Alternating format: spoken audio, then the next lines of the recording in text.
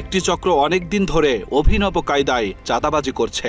মনে করেন আপনার ওরা চাইবে 40-50 চাইবে ওই বিজ্ঞাপনের রেশিওতে, মানে পার বিজ্ঞাপনের রেশিওতে, মানে 40-50 কে মানে হাজার একে বিজ্ঞাপন নাকি 40-50 লাখ কোনটা?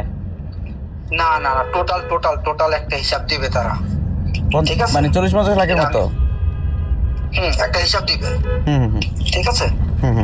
বাট আমি যেটুকু ভেতর থেকে যেটুকু বুঝছি সেটা হলো 20-এর মধ্যে তারা ক্লোজ করবে। কথা অনুযায়ী 20 লাখ টাকা চাঁদা নিতে এসে হাতে নাতে ধরা পড়েন জাহাঙ্গীর আলম নামের চক্রের এক সদস্য। তবে এবার পুরোপুরি ভোল পাল্টে ফেলেন ও পাশে থাকা চক্রের মূল হোতা। ওয়ালাইকুম সালাম। মোহন ভাই কেমন আছেন? কে? আমি জাহাঙ্গীর আলম। কোন জাহাঙ্গীর? আরে ভাই চিনেন না? এখন ভুলে গেলেন গা, অচিন হয়ে গেলাম গা। ভাই জাহাঙ্গীর আলম? জি। চিনলাম না ভাই।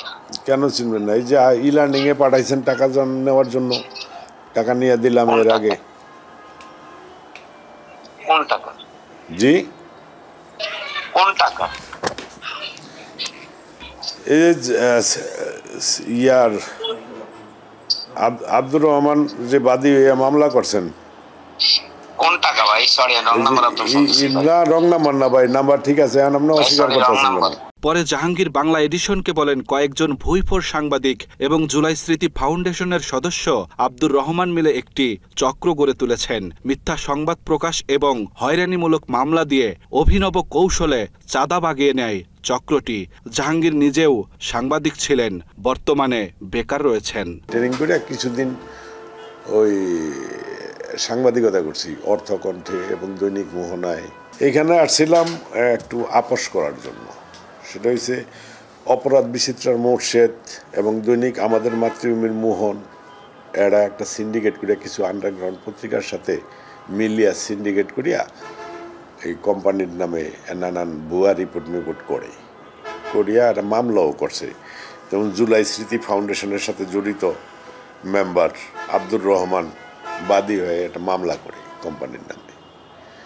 তো ওরা নানান সময় নানান ইয়া করে ওইটার ব্যাপারে আপোষ রফা করতে, যাতে ওরা আর কোনো ঝামেলা না করে, মিথ্যা নিউজ না দেয়, এই ব্যাপারে কথা বলতে আসছে।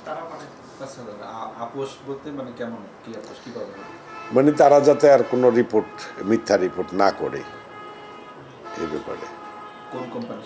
মাত্র 30% টাকায় জমির মালিক হয়ে নতুন বাংলাদেশের গড়ে তোলার স্বপ্ন দেখা বাংলা বসতি। চক্রের কথা মতো সোমবার রাতে কল্যাণপুরের ই-লার্নিং অ্যান্ড আর্নিং লিমিটেডের ব্যবস্থাপনা পরিচালক আলম মাসুদের থেকে চাঁদার 20 লাখ টাকা নিতে আসেন জাহাঙ্গীর। হ্যাঁ, ওরা তো টাকা চায়। আন্ডারগ্রাউন্ড পত্রিকা বা অপরাধ বিচিত্রা মোহন এরা টাকা চায়, লাখ 20 টাকা চায়। এরা ডিস্টার্ব করবে না। অপরাধ বিচিত্রার মোর্শেদ এবং দৈনিক আমাদের মাতৃভূমির মোহন, এই দুজন আছে। এদের সাথে আরো আছে, অনেকের চিনি না। এদের সাথে আন্ডারগ্রাউন্ড পত্রিকার আরো অনেক রিপোর্টার আছে হয়তো। তারা একটা সিন্ডিকেট আছে, সোজা কথা। আহত জুলাই সেনা আব্দুর রহমানকে বাদী করে একটি ভুয়া মামলায় জড়িয়ে ব্যবসায়ী মাসুদের থেকে চাঁদা দাবি করে চক্রটি।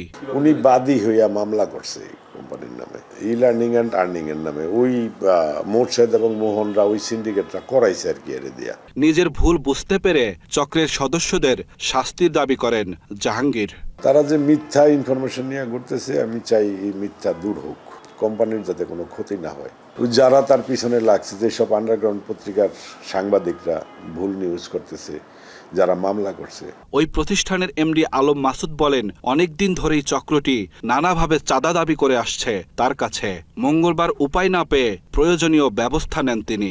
না, আজকে আমাদের এখানে একদল সাংবাদিক তারা চাঁদা দাবি করছে। তাদের পক্ষ থেকে একজনকে পাঠাইছিল যে চাঁদা নেওয়ার জন্য 20 লাখ টাকার মতো।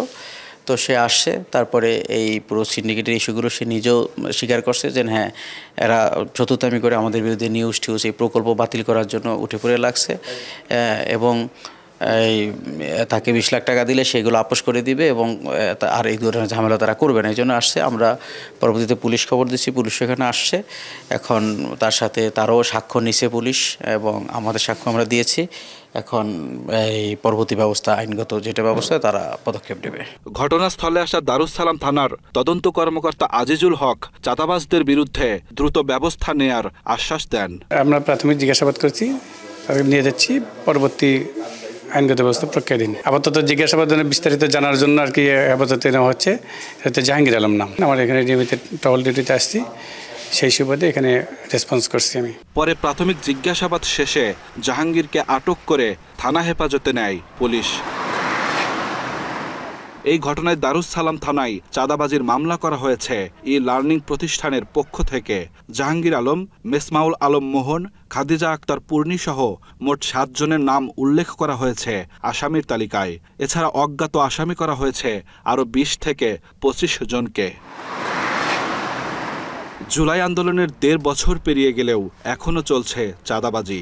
ন্যায্য অধিকার আদায়ে দ্রুত এসবের নিস্তার চায় সাধারণ মানুষ। আব্দুল্লাহ শেখ, বাংলা এডিশন।